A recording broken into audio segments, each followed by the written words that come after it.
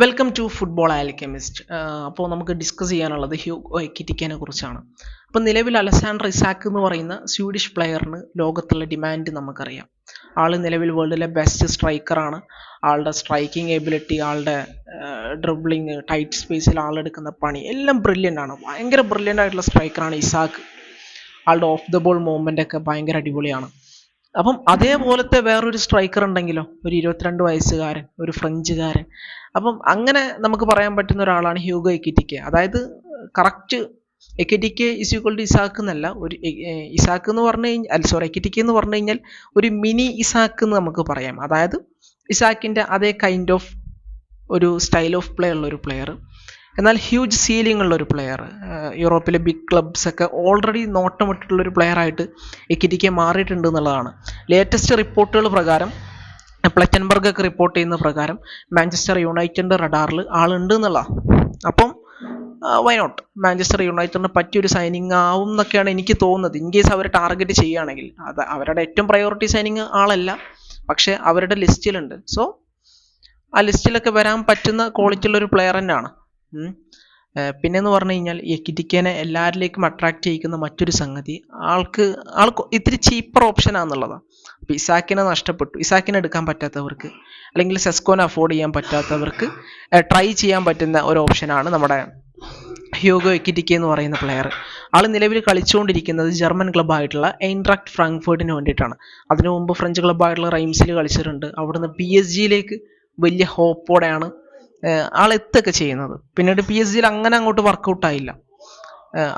PSG അവൾ അത്യാവശ്യം struggle ചെയ്തു. പിന്നീട് അവിടെ അവസരങ്ങൾ കിട്ടാത്ത അവസ്ഥ വന്നു. അങ്ങനെയാണ് 2024 വിന്ററിൽ ആള് നേരെ ഐൻട്രാക്ട് ഫ്രാങ്ക്ഫർട്ടിലേക്ക് ഒരു ലോണിൽ പോകുന്നത്. അപ്പോൾ ആളുടെ പെർഫോമൻസിൽ അവിടെ ഡോപ്പ് മോളറും ടീമും എന്താ പറയുക, അവർ അട്രാക്റ്റഡ് ആയിട്ട് അവരൊരു ബൈ ഔട്ട് ക്ലോസ് ആക്ടിവേറ്റ് ചെയ്തുകൊണ്ട് 16.5 മില്യൺ യൂറോസിന് കൊണ്ടുവരികയാണ്. അപ്പോൾ അത് ഒരു കിഡിലൻ ഡീലായി മാറി. പിന്നീട് ആൾ നടത്തിയിട്ടുള്ള പെർഫോമൻസ് എന്ന് പറയുന്നത് ഗ്രേറ്റ് പെർഫോമൻസ് ആണ്. അപ്പോൾ ആളുടെ റോളിനെ കുറിച്ച് പറയുമ്പോൾ നമുക്ക് ജസ്റ്റ് അവരുടെ ഡോപ്പ് മോളറിൻ്റെ സിസ്റ്റത്തിനെ കുറിച്ചും കൂടെ അതിൻ്റെ കൂടെ പറയുകയാണെങ്കിൽ ഒരു 4-4-2 ആണ് അവർ കളിക്കാറുള്ളത്. അവർ 39.5% ആണ് അവരുടെ പൊസഷൻ എപ്പോഴും കാലിൽ ഉണ്ടാവാറുള്ളത്. അതായത് പൊസഷൻ അങ്ങനെ, ബോൾ അങ്ങനെ കാലിൽ വെക്കാൻ ആഗ്രഹിക്കുന്ന ഒരു ടീമല്ല ടോപ്പ് മോളറുടെ ഫ്രാങ്ക്ഫർട്ട് എന്നുള്ളത്. അവർ കുറേയൊക്കെ ഡയറക്റ്റ് ഫുട്ബോൾ കളിക്കാൻ ആഗ്രഹിക്കുന്ന ടീമാണ്. അപ്പം അവിടെ ഒരു 4-4-2 സിസ്റ്റത്തിൽ 2 സ്ട്രൈക്കർമാരാണ്. ഇപ്പോഴല്ലേ മർമൂഷ് പോയത്. അതിപ്പോൾ ജനുവരി വരെ മർമൂഷും എക്കിറ്റിക്കെ ആയിരുന്നു ആ 2 സ്ട്രൈക്കർമാരായിട്ട് കളിച്ചിട്ടുണ്ടായിരുന്നത്. അതിൽ നമുക്ക് മർമൂഷിനെ കുറിച്ച് കൃത്യമായിട്ട് അറിയാം. നമ്മൾ ഒരുപാട് ഡിസ്കസ് ചെയ്തിട്ടുള്ളതാണ്. മർമൂഷ് നിലവിൽ പ്രീമിയർ ലീഗിൽ ഇമ്പാക്റ്റ് കൊണ്ടുവരുന്നുണ്ട്. നെക്സ്റ്റ് സീസൺ മർമൂഷ് കത്തും പ്രീമിയർ ലീഗിൽ, ഉറപ്പാണ്, പ്രോപ്പർ പാർട്ട്നേഴ്സും കൂടെ ഉണ്ടെങ്കിൽ. അപ്പോൾ അവിടെ മർമൂഷിൻ്റെ ക്വാളിറ്റി എന്താണ്? ബാക്കിൽ പോവുക, ബോൾ ക്യാരി ചെയ്ത് വരിക, ടൈറ്റ് സ്പേസിൽ നിന്ന് ബോൾ ടേക്ക് ഓൺ ചെയ്തുകൊണ്ട് കൊണ്ടുവരിക. അതായിരുന്നു പ്രധാനമായിട്ടും നമ്മുടെ ഒമാർ മർമൂഷിൻ്റെ പണി എന്നുള്ളത്. അപ്പോൾ ഒമാർ മർമൂഷിന് ഫൈനൽ തേർഡിൽ ഒരു പെർഫെക്റ്റ് പാർട്ട്ണർ വേണമല്ലോ. ആ പാർട്ട്ണറായിട്ട് വർക്ക് ചെയ്തിട്ടുണ്ടായിരുന്ന ആളാണ് ഹ്യൂഗോ എക്കിറ്റിക്കെ എന്നുള്ളത്. അപ്പം എക്കിറ്റിക്കേൻ്റെ ഒരു പണി നോക്കുവാണെങ്കിൽ മർമൂഷ് ബോൾ എടുത്ത് വരുന്നു, ഫൈനൽ തേർഡിൽ ബോളിന് വേണ്ടി വെയിറ്റ് ചെയ്യുക, കൃത്യമായിട്ടും ഓപ്പണൻറ്റ് ഡിഫൻസിനെ വെട്ടിച്ചുകൊണ്ട് അവിടെ സ്റ്റേ ചെയ്യുക. ആളുടെ ഓഫ് ദ ബോൾ മൂവ്മെൻറ്റിനെ കുറിച്ചാണ് പറയേണ്ടത്. മാർക്ക് ചെയ്യാൻ കുറച്ച് പാടാണ്. ഇപ്പോൾ മാർക്ക് ചെയ്താൽ തന്നെ ആൾ ഞൊടി ഇടയിലാണ് ആ മാർക്കിങ് വെട്ടിച്ചുകൊണ്ട് തനിക്ക് സ്പേസ് കിട്ടുന്ന സ്ഥലത്തേക്ക് മൂവ് ചെയ്യുന്നത്.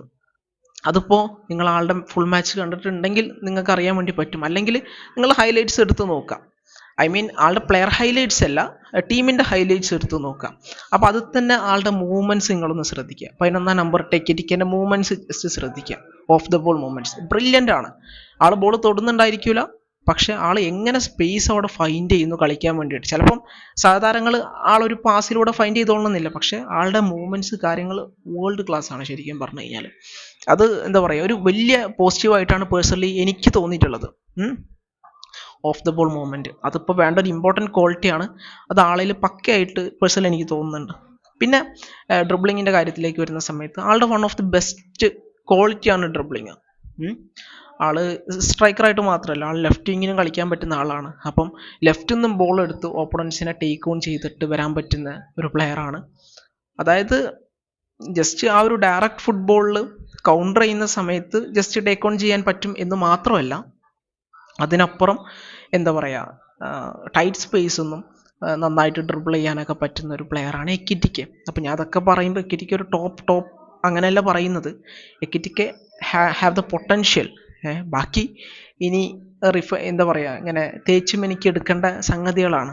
അപ്പം ആൾ അത്യാവശ്യം നല്ലൊരു ഡ്രിബിളറാണ്. ഇനി ജസ്റ്റ് ഒരു ഡ്രോബാക്ക് നോക്കുകയാണെങ്കിൽ നമുക്ക് പറയാൻ പറ്റുന്ന മെയിൻ ആയിട്ടുള്ള ഒരു പോയിന്റ് എന്ന് പറഞ്ഞു കഴിഞ്ഞാൽ അത് ആളുടെ ഫിസിക്കാലിറ്റിയാണ്. ഫിസിക്കാലിറ്റി അല്ല, ഏരിയൽ എബിലിറ്റിയാണ്. അപ്പം ഏരിയലി ഭയങ്കര സ്ട്രോങ് ആയിട്ടുള്ള ഒരു മനുഷ്യനല്ല.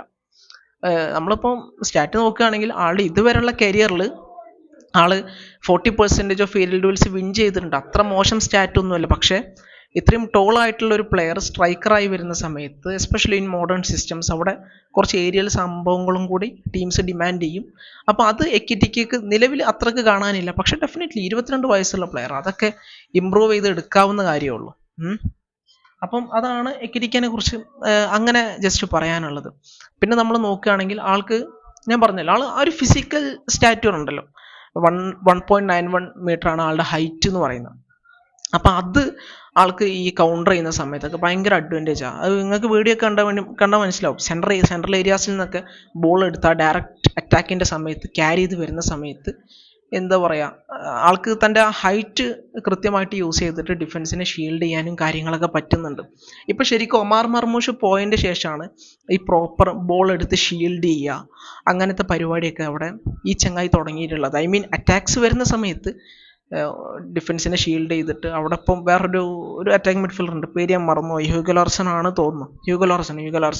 അപ്പോൾ ലാർസൻ്റെ കൂടെ അവിടെ കെമിസ്ട്രി കാര്യങ്ങളൊക്കെ വർക്കൗട്ട് ചെയ്യിപ്പിക്കാം, അതൊക്കെ ആൾ വൃത്തിക്ക് ചെയ്യുന്നുണ്ട്. അപ്പം അതുവരെ ഈ കുറേ എന്താ പറയുക, ബോൾ ഹോൾഡപ്പ് ചെയ്തിട്ട് ബോഡി ഉപയോഗിച്ച് ഷീൽഡ് ചെയ്യുന്ന പണിയൊക്കെ എടുത്തിട്ടുണ്ടായിരുന്ന മർമൂഷാണ്. അപ്പം മർമൂഷ് പോയതിൻ്റെ ശേഷം മർമൂഷിനോളം മികച്ച രീതിയിൽ അല്ലെങ്കിൽ പോലും ഈ ചങ്ങായും അത് എടുക്കുന്നുണ്ട്. സോ മൂപ്പർക്ക് അത് ചെയ്യാൻ വേണ്ടി പറ്റും. പിന്നെ ഫിസിക്കാലിറ്റി എങ്ങനെയൊക്കെ നോക്കിക്കഴിഞ്ഞാലും കുറേ കൂടി ഇമ്പ്രൂവ് ആവേണ്ടതായിട്ടുണ്ട്. അപ്പോൾ ഞാൻ ട്വിറ്ററിൽ കണ്ടത് കുറേ ആൾക്കാരൊക്കെ അഭിപ്രായപ്പെടുന്നുണ്ട് ആളുടെ ഫിസിക്കാലിറ്റി പോരാ, അല്ലെങ്കിൽ ആ സൈഡിൽ കുറേ കൂടി ഇമ്പ്രൂവ്മെൻറ്റ് വേണം എന്നുള്ള രീതിക്ക്. പിന്നെ ഇപ്പോൾ നമ്മൾ നോക്കുകയാണെങ്കിൽ ആള് സ്ട്രൈക്കറായിട്ടും കളിക്കും, ലെഫ്റ്റ് വിങ്ങറായിട്ടും കളിക്കും. അത് ഞാൻ പറഞ്ഞു തോന്നുന്നു. പിന്നെ ആളുടെ പേസാണ്, ആൾ നല്ല പേസുള്ള പ്ലെയറാണ്. ഇപ്പം ബുണ്ടസ് ലീഗയിൽ നോക്കുകയാണെങ്കിൽ എനിക്ക് തോന്നുന്നു ആളുടെ ടോപ്പ് സ്പീഡ് 36.18 ആണ്. അപ്പം അത് ആളെ ബുണ്ടസ് ലീഗയിലെ ടോപ്പ് 7 പേസി പ്ലെയേഴ്സിൽ ഒരാളാക്കി മാറ്റുന്നുണ്ട്. അപ്പം അതാണ് എക്കിറ്റിക്കിനെ കുറിച്ച് കാര്യമായിട്ട് പറയാനുള്ളത്. അപ്പോൾ ആൾ ഓൾറെഡി ഫ്രഞ്ച് ലീഗിൽ പോയിട്ട് സ്ട്രഗിൾ ചെയ്തിട്ടുള്ളൊരു പ്ലെയറാണ്. പിന്നീട് ബുണ്ടസ് ലീഗിൽ എത്തുമ്പം നിലവിൽ ആൾ ഷൈൻ ചെയ്തുകൊണ്ടിരിക്കുകയാണ്, യൂറോപ്പ ലീഗിൽ ആൾ ഷൈൻ ചെയ്തുകൊണ്ടിരിക്കുകയാണ്. സോ പറയാനുള്ളത് ഒരു ഹ്യൂജ് പൊട്ടൻഷ്യലുള്ള പ്ലെയറാണ്. ആളെ PSG വിട്ടതാണ്. ഇപ്പം PSG കൂടെ ഉണ്ടെങ്കിലോ നല്ല കഥ ആയേനെ, എക്കിറ്റിക്ക് കൂടി ബെഞ്ചിൽ നിന്ന് വരാനുണ്ടെങ്കിൽ. അപ്പം അതാണ്. അപ്പോൾ ആൾ അത്യാവശ്യം, പിന്നെ ഫിനിഷിങ്ങിനെ കുറിച്ച് പറഞ്ഞില്ലല്ലോ, ആൾ നല്ലൊരു ഫിനിഷറാണെന്നുള്ളതാണ്. നല്ല രീതിക്ക്, അതായത് അത്യാവശ്യം ക്ലിനിക്കലായിട്ട് കളിക്കാൻ പറ്റുന്ന ഒരു ഫിനിഷറാണ്. അപ്പോൾ മാഞ്ചസ്റ്റർ യുണൈറ്റഡ് ആണല്ലോ ഇപ്പോൾ ഇദ്ദേഹത്തിന് നോക്കുന്നുണ്ടെന്ന് നമ്മളിപ്പോൾ കോൺക്രീറ്റ് ആയിട്ടൊക്കെ കുറച്ച് കേൾക്കുന്നത്. അപ്പം യുണൈറ്റഡിന് ആവശ്യമാണ് ഇങ്ങനെ വൃത്തിക്ക് ഓഫ് ദ ബോൾ മൂവ്മെൻറ്റ് നടത്തുന്ന, സ്പേസ് കണ്ടെത്താൻ വേണ്ടി പറ്റുന്ന ഒരു സ്ട്രൈക്കറെ അത്യാവശ്യമാണ് യുണൈറ്റഡിന്. സോ അടിപൊളിയായിരിക്കും അമോറിമിൻ്റെ സിസ്റ്റത്തിൽ ആൾ വന്നു കഴിഞ്ഞാൽ. എനിവേ ആൾ അമോറിമിൻ്റെ ഫസ്റ്റ് ചോയ്സ് ആണെന്ന് തോന്നുന്നില്ല. ഐ മീൻ ട്രാൻസ്ഫർ ലിസ്റ്റിൽ ടീമിലേക്ക് വന്നു കഴിഞ്ഞാൽ ഫസ്റ്റ് ചോയ്സ് ആകും, അത് സംശയമില്ലാത്ത കാര്യം. സോ ആളുടെ ഓഫ് ദ ബോൾ മൂവ്മെൻറ്റ് കാര്യങ്ങളൊക്കെ ബ്രില്യൻ്റ് ആണ്. ഒരു കംപ്ലീറ്റ് സ്ട്രൈക്കർക്ക് വേണ്ട ക്വാളിറ്റി ഉള്ള പ്ലെയറാണ്. പക്ഷേ ഒരുപാട് തേച്ച് മിനുക്കലുകൾ ആൾക്ക് ആവശ്യമുണ്ട്. പിന്നെ നമ്മൾ നോക്കുകയാണെങ്കിൽ ഫ്രാങ്ക്ഫർട്ടിൽ നിന്നാണ് വരുന്നത്. ഫ്രാങ്ക്ഫർട്ട് സ്കാമേഴ്സ് ആണെന്നുള്ള ഒരു ധ്വനിയുണ്ട്. അതറിയാലോ, അത് നമ്മുടെ മറ്റേ ചങ്ങായി ഉണ്ടല്ലോ, ഇപ്പം PSG-ന്ന് യുവൻറ്റസിലേക്ക് പോയിട്ടുള്ള പേര് ഞാൻ പറഞ്ഞു, കൊളോമോവാനിൻ്റെ പേരൊക്കെ വെച്ചിട്ടാണ് പ്രധാനമായിട്ട് പറയുന്നത്. പക്ഷേ ഇപ്പോൾ നമ്മൾ മർമൂഷിനെ നോക്കുകയാണെങ്കിൽ മർമൂഷ് ഒരു ഗ്രേറ്റ് സൈനിങ് ആയല്ലോ സിറ്റിയിൽ നല്ല ഇമ്പാക്റ്റ് കൊണ്ടുവരുന്നുണ്ട്. അടുത്ത വർഷം ആൾ ഇതിൽ നല്ല ഇമ്പാക്റ്റ് കൊണ്ടുവരുന്നതാണ് എല്ലാവരും പ്രതീക്ഷിക്കുന്നത്. സോ ഫ്രാങ്ക്ഫർട്ടാണ്. എനിവേ ലെറ്റ്സ് സീ, ബുണ്ടസ് ലീഗയിൽ നിന്ന് വരുന്നവരാണ്, ചിലപ്പോൾ വർക്കൗട്ട് ആവും, ചിലപ്പോൾ വർക്കൗട്ട് ആവില്ല, എന്തായാലും നോക്കാം. അപ്പോൾ നിങ്ങളുടെ ഒപ്പീനിയൻസ് കാര്യങ്ങളൊക്കെ പ്ലെയറിനെ കുറിച്ച് എന്തായാലും കമൻറ്റ് സെക്ഷനിൽ പറയാം. മറ്റൊരു വീഡിയോ ഇട്ട് കാണാം. Thank you.